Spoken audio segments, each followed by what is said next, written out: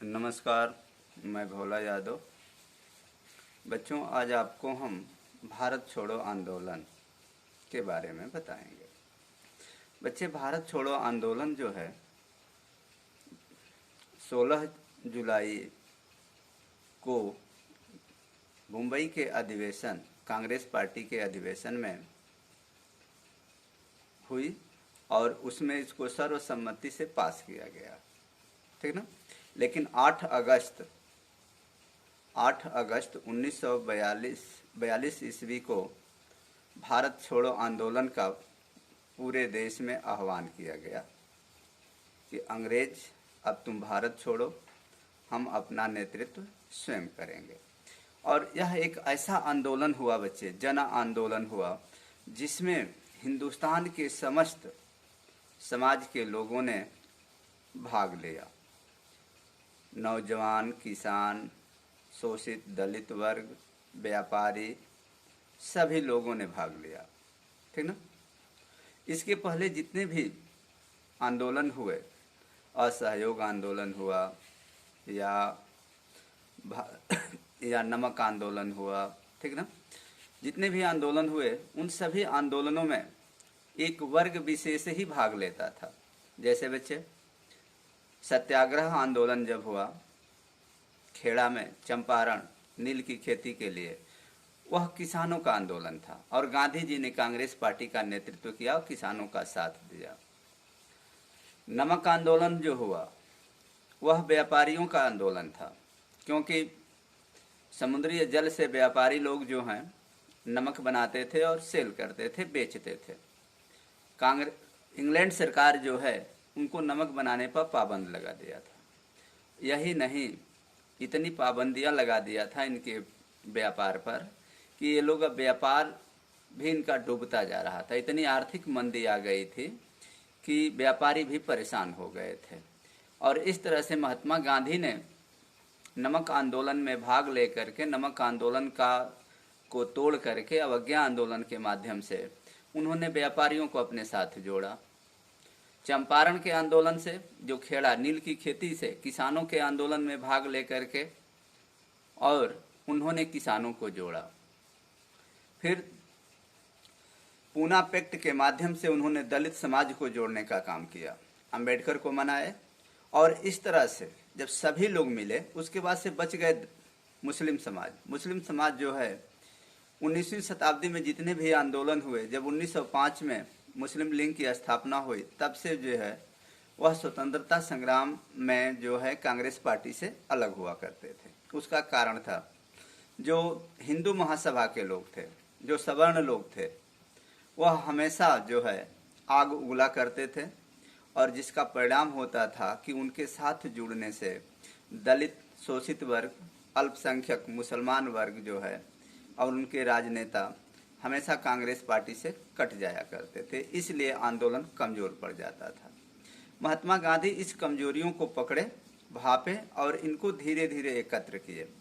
एकत्र करने के बाद उन्होंने सवर्ण और हिंदू सभा को करारा झटका भी दिया और उन्होंने 1931-32 के जो गोलमेज आयोजन हुआ था, उसमें उन्होंने कहा था कि अगर दलित समाज को इस आंदोलन में भाग नहीं लेंगे तो समझ लो कि तुम्हारी यह आज़ादी की लड़ाई 100 वर्ष और खींची जा सकती है। तब जो है उन लोगों ने थोड़ा शांत हुए। शांत होने के बाद महात्मा गांधी के नेतृत्व में सब लोग एकत्र हुए और 1942 में भारत छोड़ो आंदोलन का शुभारंभ हुआ। इस शुभारंभ में देश के समस्त नागरिक, किसान, मजदूर, छात्र, दलित, शोषित वर्ग, हिंदू, मुस्लिम, महिला, थे ना, व्यापारी, सभी लोगों ने भाग लिया और पूरे हिंदुस्तान के गांव-गांव में यह आंदोलन चर्चित हुआ। इसके बीच जो है कांग्रेस के अधिवेशन में यह हुआ था, सबको मिलाने के लिए कवियों ने अपनी कविता के माध्यम से लोगों को जन आंदोलन किया। जितने भी गांव-गांव में घूम करके लोगों के अंदर देश प्रेम की भावना भरी गई। वह दलित हो, स्त्री हो, पुरुष हो, सभी लोग एकत्र हुए और इस आंदोलन में लड़े। और जब भाग लेने शुरू किए, जब जन आंदोलन गांव-गांव से उठना शुरू हुआ, अंग्रेज सरकार जो है समर्पण कर दिया। 1946 ईस्वी में 1946 ईस्वी में उन्होंने भारत को यह कह दिया कि तुम संविधान बनाओ, अपने देश को चलाने के लिए कैसे चलाओगे। जब देश चलाने की बात आई, संविधान बनाने की बात आई, तो लगभग 390 सदस्यों का एक कमेटी गठित हुई, जिसमें से लगभग 200 से ऊपर सदस्य जो हैं जनप्रतिनिधि थे, अर्थात जनता के द्वारा चुने गए थे। शेष जो थे कुछ लोग और जो थे, वह जो पहले राजा हुआ करते थे उनको प्रतिनिधित्व दिया गया। क्षेत्र के आधार पर, भाषा के आधार पर, धर्म के आधार पर सबको एक साथ उस असेंबली में बुलाया गया। और उस समय भी हिंदू महासभा ने यह बात रखा था कि देश में एक भाषा, एक राष्ट्र, एक चिन्ह होगा। वहाँ यह बात उठी थी, उठाने वाला कोई और नहीं, कम्युनिस्ट पार्टी और B.R. अम्बेडकर जी थे। उन्होंने कहा, कौन अपनी भाषा का परित्याग करेगा? तुम हिंदी बोलते हो, हिंदी का परित्याग कर दो, राष्ट्रभाषा बंगला को मान लिया जाए या उर्दू को मान लिया जाए। मानने को तैयार हो? इस पर कई दिनों तक बहस चली। बहस चलने के बाद निष्कर्ष यह निकला कि जितनी भी मुख्य भाषाएं हैं उनको हम अपने राष्ट्रभाषा के रूप में सम्मिलित करेंगे। और आज, पहले 12 थी, आज बढ़कर के उसकी संख्या जो है 22 हो गई है राष्ट्रभाषा के रूप में। हर राज्यों की भी अपनी अपनी भाषाएं हैं, राज्य भाषा, राष्ट्रभाषा, ठीक है। तो ये माने, इसके बाद से धर्म की बात आई। एक धर्म, यह हुआ कि भारतीय संविधान, भारत के गणतंत्र में कोई एक धर्म नहीं होगा, कोई धर्म होगा ही नहीं। जिसकी जो इच्छा, जो शिक्षा, वो अपने धर्म को अपना सकता है, मना सकता है, उसके लिए पूर्ण रूप से अधिकार दिया गया उसमें। चुनाव की बात है, जनप्रतिनिधियों की बात, यह हुआ कि वही लोग जो पढ़े लिखे हों, हाई स्कूल, इंटर, BA किए हों, वही लोग वोट डालेंगे।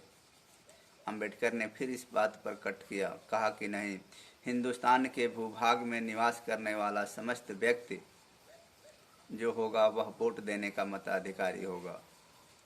और हिंदुस्तान के अंदर भूभाग में जन्म लेने वाला कोई भी व्यक्ति चुनाव लड़ सकता है।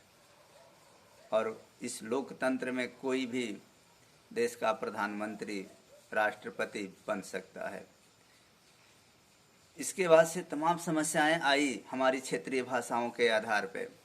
और हमारे देश का संविधान जो है 2 बरस 11 महीना 18 दिन, यानी लगभग 3 वर्ष में बन करके तैयार हुआ, जिसमें 395 अनुच्छेद अब संशोधन करके बढ़ा दिए गए हैं, लेकिन 395 अनुच्छेद थे।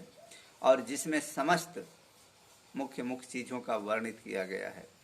हमारा मूल अधिकार हो या मौलिक कर्तव्य हो, राष्ट्रपति के चुनाव से लेकर के ग्राम सभा के वार्ड प्रधान तक के चुनाव और पदाधिकारियों का वर्णन हमारे संविधान के में लिखा हुआ है।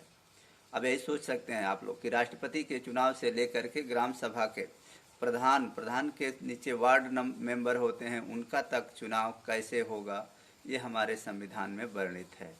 कोई ऐसा क्षेत्र नहीं है जो अछूता है। अगर आज हम कोई व्यक्ति अगर संविधान पे अंगुली उठाता है तो वह व्यक्ति मानसिक रूप से, हम मानते हैं कि वह व्यक्ति मानसिक रूप से रोगी है, उसे समझाने पर वो समझ नहीं सकता है। तो ये हमारा भारत छोड़ो आंदोलन की प्रोसेस है। जय हिंद, जय भारत।